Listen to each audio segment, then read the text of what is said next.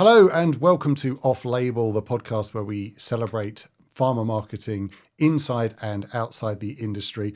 And today I'm delighted to be joined by Nico Renner, who's a senior product manager at B1.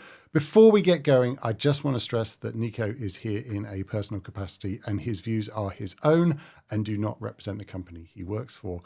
With the preamble over, Nico, welcome to the show. Thank you very much. And I actually like the title of the podcast a lot.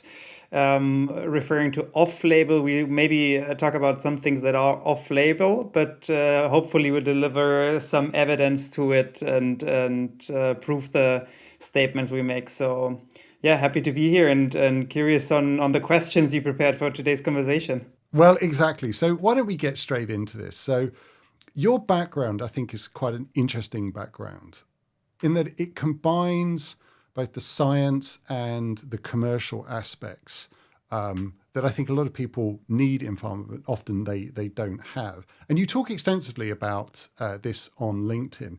So where do you see that balance striking between that sort of commercial lens and commercial experience versus that sort of scientific background? Or is it a case of you need both and you just use them differently as you progress through the job and your career that you're leading?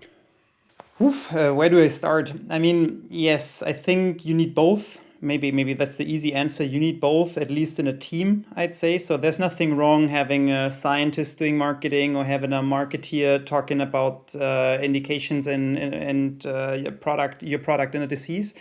But I think in the daily business as a product manager, you need both basically. So when it comes to marketing, obviously an economics degree helps a lot, and actually having studied the fundamentals of marketing is a big advantage in that. But on the other hand, I believe the strategic parts in the disease, understanding what data really means in clinical practice, what endpoints in the first place are, and so on, that's really something that scientists naturally have an easier start with. But I think the mixture really makes the difference. And yeah, I mean, I talk about that a lot on LinkedIn. For me, the easy answer is probably it depends on what you already have in the team. If I were a head of marketing and I already have 4 scientists and I'm searching for a 5th person, well, I would pick an economist and vice versa. I think that's a good advice. At least I hope it's good advice. Really honed in on that because I mean, individuals, it's about the team composition.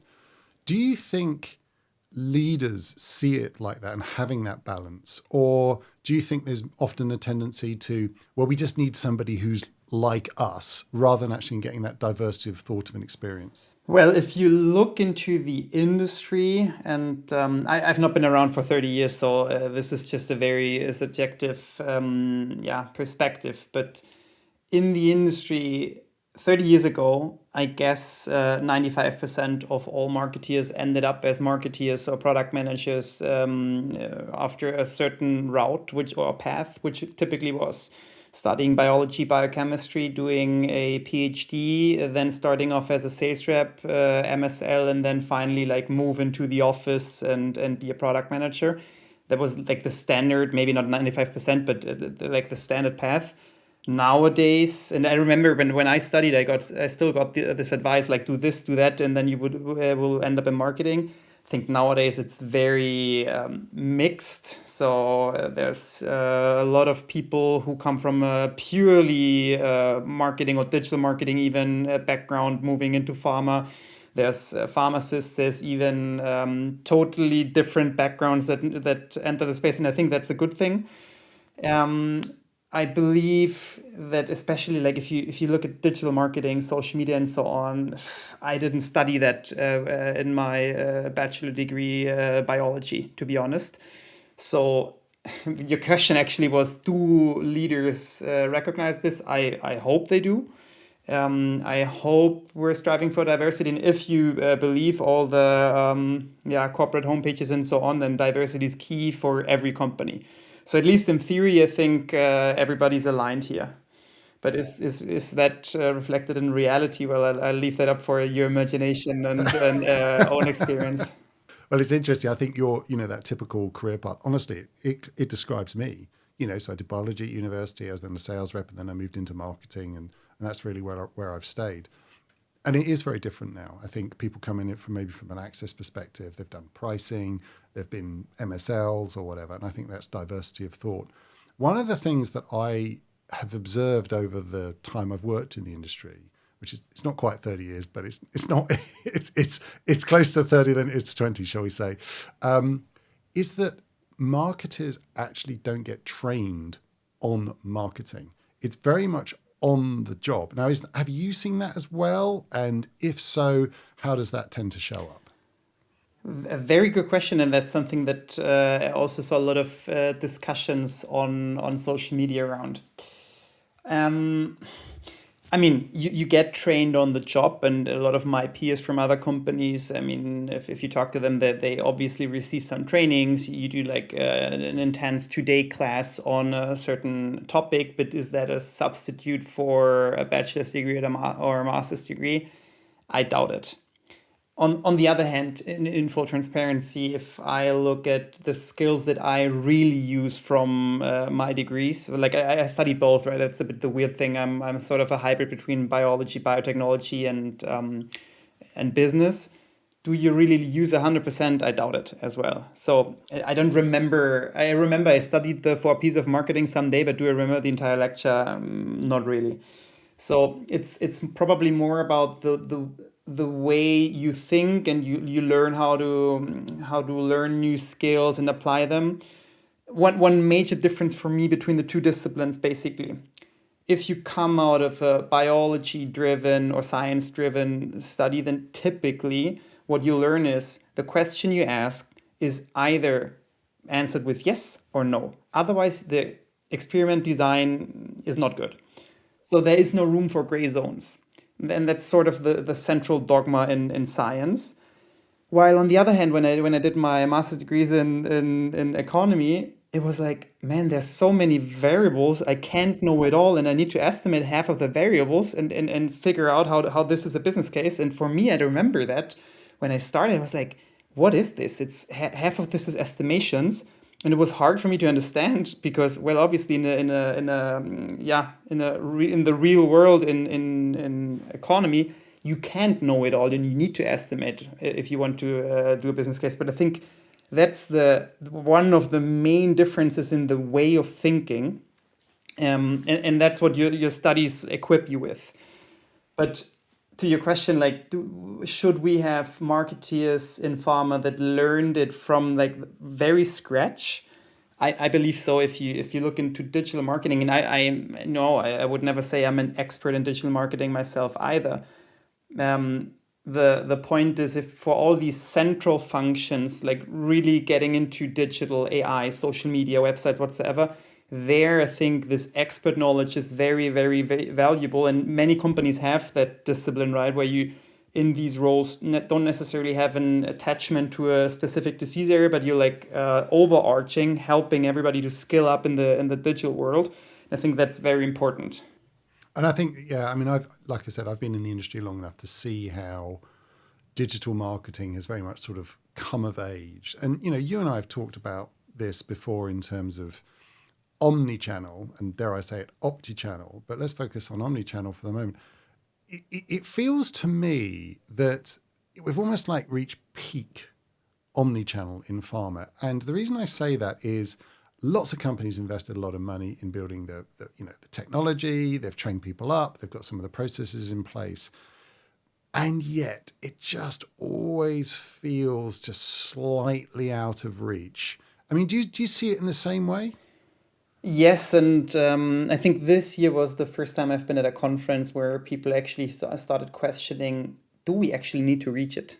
It was this vision, this North Star we all wanted to get to, and we all know the fancy Netflix, Spotify, and so on stories that we need to become the next, yeah, Amazon and just for pharma. The thing is, I think most of us noticed, especially on an operational level, by the way, we noticed that to get to this level, we need to invest so much time and money that the question is it a positive return on invest? This holds true for using all types of channels, or this holds true to measuring everything you do. This is also the case for personalization. I think the effort tremendously increases. If you want to get to 100%, the effort increases heavily, and maybe 80% is enough. And that's, I think, the first question that we should ask ourselves. Do our customers expect us to have 100%? So funny enough, I read I think it was a QVIA article the other day where they said they asked EU5 country HCPs of all specialties and asked, what is your favorite channel? Guess what? It was emails. So we're talking about all sorts of channels, while 15% of all HCPs say, "Hey, just send me an email." And that's the thing. This maybe we should step back and think: do we need 100%? I doubt we get there. To answer that part of your questions, it's too much of an investment to get there. And the second half of my answer would be: is it actually worth getting there in the first place? Yeah. And you said something that I think was very interesting around personalization. So that seems to be where a lot of the narrative in the industry is shifting to say it's not just omnichannel, but like hyper personalization. So everybody has these unique journeys. And to me, that, yes, if you're Netflix, where you can actually measure what somebody actually does as a result, that's one thing. I think pharma struggles with the data problem. But is it even, to your point, is it even worth going down that route of personalization? I mean, does it even give you what you would hope it would give? Yes, and even if, I mean, I give you an example. All of us work with dashboards all day long, and of course we're hungry for new data and insights. The thing is, if you afterwards don't have the capacity to act on those insights, then why do you gather them in the first place? Because what I and this is not the economist speaking. Something I learned in my first lecture probably is the concept of opportunity costs. Whatever you Yeah. do has an opportunity cost, because while your resource is bound to personalization, you could have done something else. And that's, I think, something that we need to remind ourselves. No omni-channel slide deck is for free. Whatever you do is cost, because your working time is bound to something. And with personalization, I think that's the best or most obvious example. Sure, I don't doubt that a hyper personalization of an email you send to 1,000 HCPs is going to increase the click-through rates, the opening rates, whatsoever. But if this takes you 20 hours, then these 20 hours you could have also invested in a better segmentation. So Yeah. where do you see more leverage? I personally see it in the strategic segmentation rather than increasing my opening rate by 1 or 2%. Again, you said something that's very interesting, which is focusing on the sort of the operational side of things and the execution of, let's say, personalization at the expense of doing strategic marketing. Do you think marketers in pharma understand some of the fundamentals of strategic marketing? So segmentation, positioning, understanding the patient journey, leverage points, all those kind of things? Or are they very much focused on the execution, particularly when it comes to digital? So, and again, this is my personal perception, but I think if you're a pure scientist, then the strategic part is probably easier to understand than all the digital marketing technical aspects. Because, I mean, efficiency, efficacy, and so on, that's both applicable in economy or science. You know what I mean? It doesn't matter whether you talk about efficiency or efficacy with the molecule or your daily operations. So I think the strategic part, a scientist is well as qualified for as a marketer. I think the daily operations maybe on the execution is more of a problem, especially in the digital space, because there's so many abbreviations in the digital space. That probably I'd say is more complicated to start with. And I think one of the things that companies struggle with is how to do many things at scale. So most companies have different levels. They have global, maybe they have a regional, but they certainly have local levels. And there is this perpetual tension between above country, could be regional, could be global, and the local affiliates who actually have to do the doing. Now, is there a solution to this problem? If I was to encapsulate the problem as, the above country team sort of set the strategy, but then it's always difficult to apply strategy evenly across different markets, and the markets don't like it because it's not right for them. It seems to me one of these perpetual sources of tension. I mean, do you think this is something pharma just has to live with, or is there a solution to that source of tension? Well, I think corporate basically has to live with this because I mean that's always the case, right? You're always in one team or the other. Obviously, it should be one big team, but everybody has its own incentives, and we are still working with people. I mean, probably the best way to get rid of this tension is to send people, to affiliates from global or the other way around, make them change perspective. And then I did a quick rotation back at Roche in global. So now, I mean, I realize, look, if we talk about segmentation, what global obviously does is check the potential of different markets and then select who do I have resources for. This won't be a tiny little country that didn't even launch yet. And that's natural. Still, the person in that country maybe has some ambitions, expectations, whatsoever. But I think there it helps to not only think of yourself and the individual, but really see the bigger picture of the company. And then from an affiliate perspective, it gets easier. On the other hand, for global, I think sometimes it's difficult to understand if you've never seen an affiliate from the inside. Not every affiliate is the same. So if you compare large countries with small countries, there's totally different problems. And then also the level of perfection that you would assume is necessary sometimes in global is not reflecting what you need in reality in an affiliate. Or maybe sometimes you need more perfection than you'd assume. So you need to talk to each other, but there can't be a recipe where global provides a template that fits every country. And that would be an unfair expectation also from countries to say, hey, you need to deliver exactly what I need for my market, and please do the same to the other 95 countries you're serving. So I don't think we can delete this problem anytime soon. We just need to learn how to live with it and make the best out of it. In all the work that I do, it is the thing that just keeps on coming back. And I think there's a big understanding and acceptance part, as you rightly highlighted, between sort of global to local, but local to global, that it's never going to be perfect both ways. And you actually have to accept that there is a difference. And I think you also have to trust each other, that you are trying to do the right thing. And sometimes that's honestly where I see a lot of the tension, where that trust breaks down. And it's sort of, that market over there isn't doing it because, and then some sort of narrative is informed. And the other way, where the markets say, well, just global just doesn't understand and I don't buy into it and all that. But I think if you can get that trust and acceptance, as you rightly point out, it's all one team, that actually should hopefully mitigate a lot of those tensions we've identified. Yeah, exactly.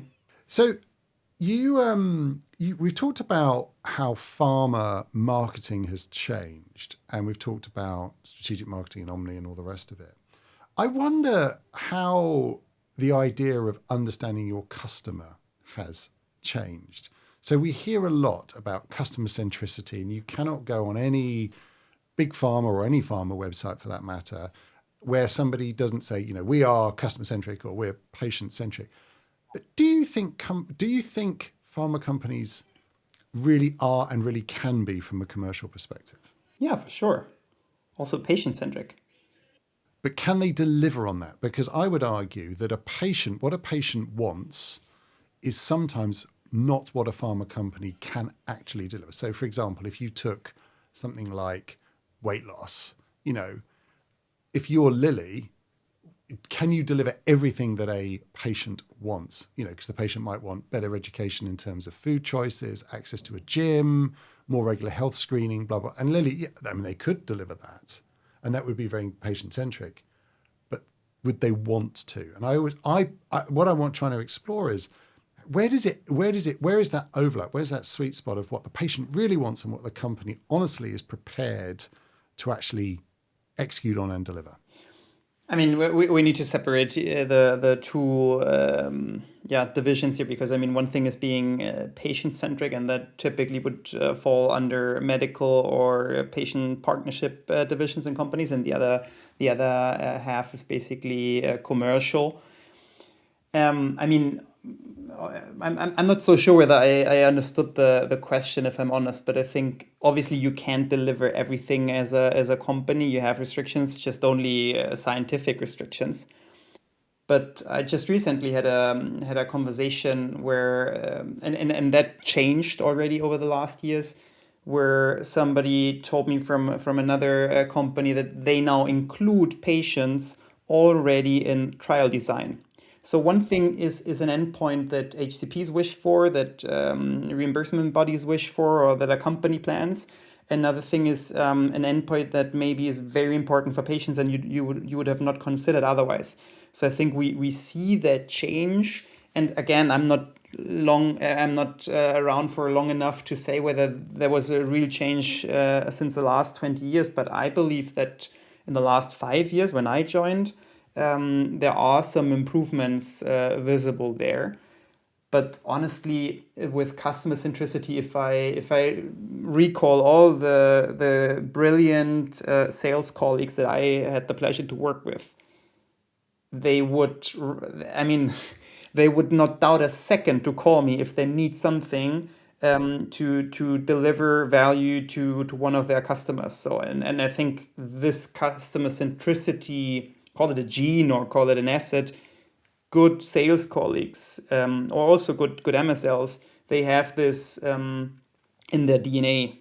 So is that something you can achieve? I believe obviously you have constraints. You also, my day only has 24 hours, so I can't deliver on any request immediately.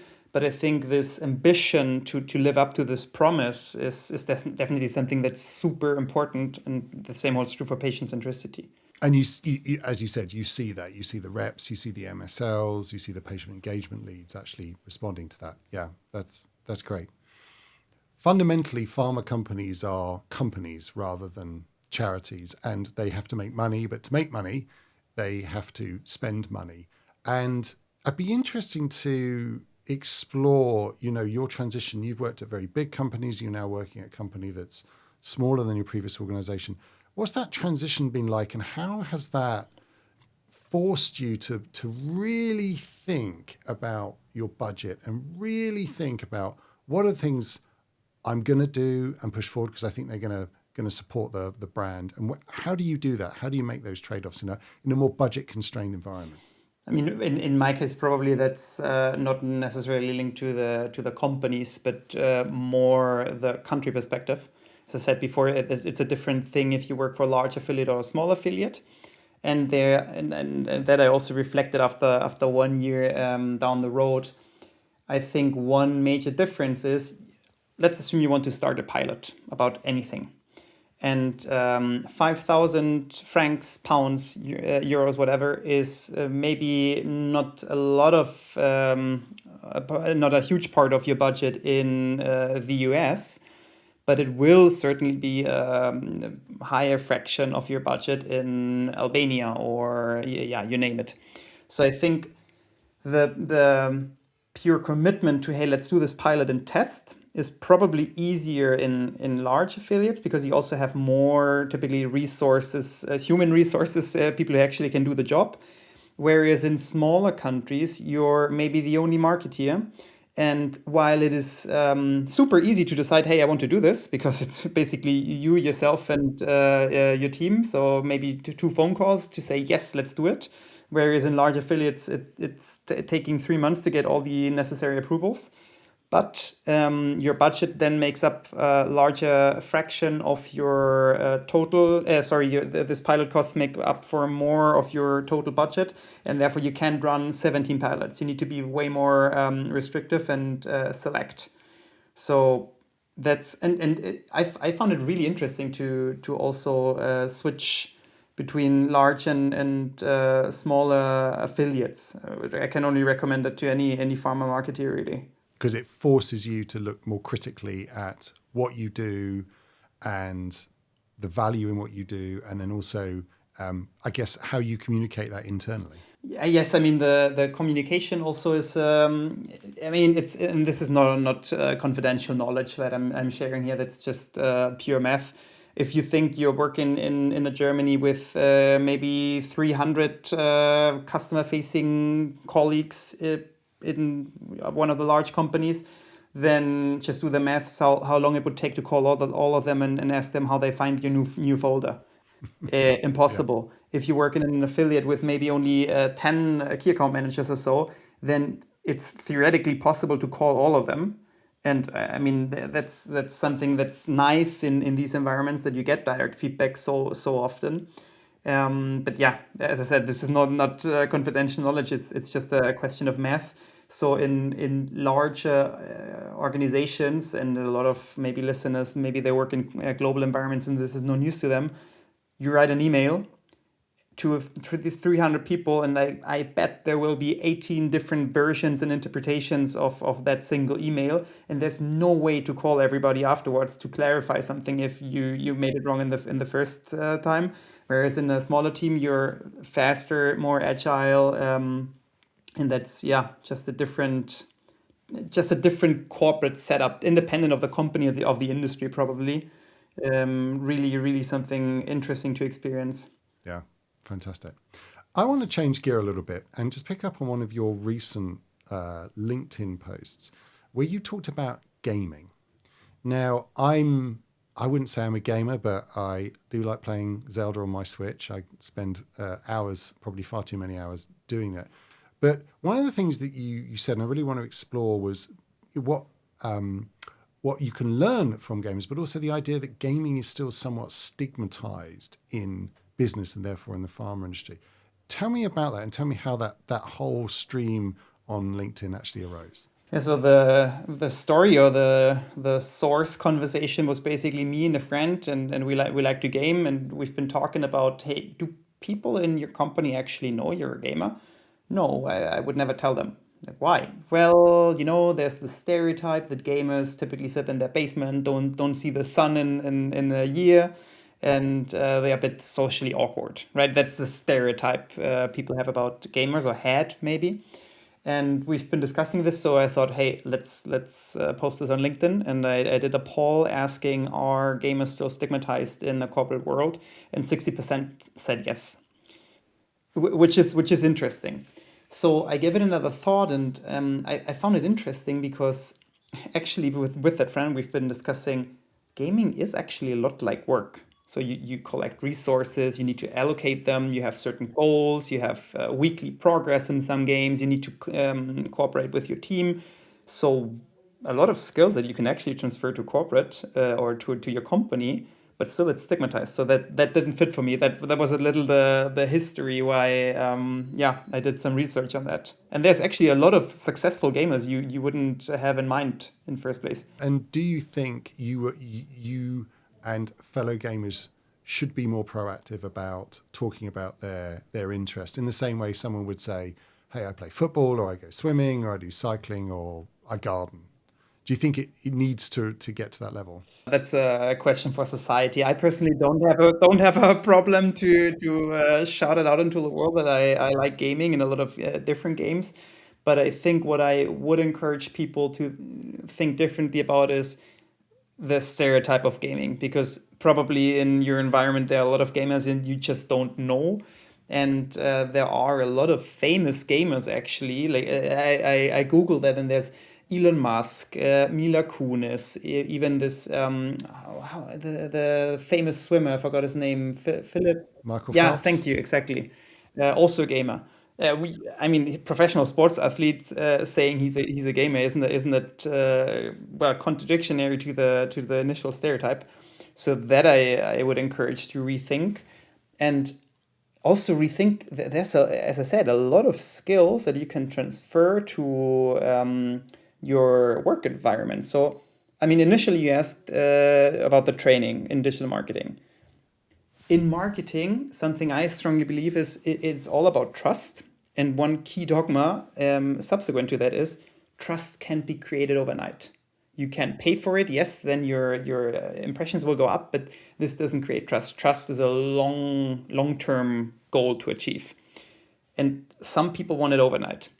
So for gamers, uh, doing something repetitively for a year to achieve one special sort of equipment or achievement with your team, or whatever, is pretty normal. And everybody accepts there are no shortcuts unless you use cheats, but that's for the the second class gamers.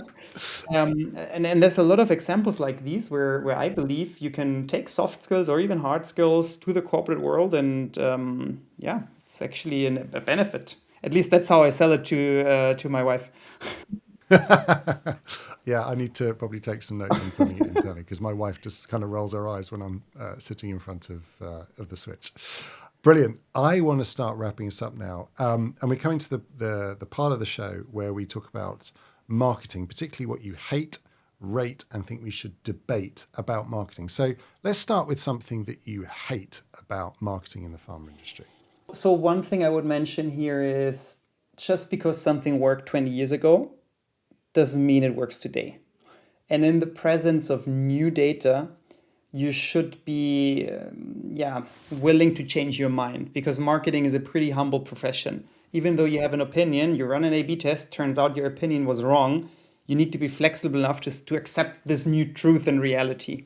And what I hate, if people have like these prefabricated opinions and they stick to it even though they have no data to ground it on. Is this more on the operational side? So people saying, we shouldn't be on certain platforms or we shouldn't do certain things, or is it across the board? Yeah, across the board. But your example exactly, social media and pharma. If you had asked somebody 5 years ago, everybody would have said, no, this is for funny cat videos and dancing.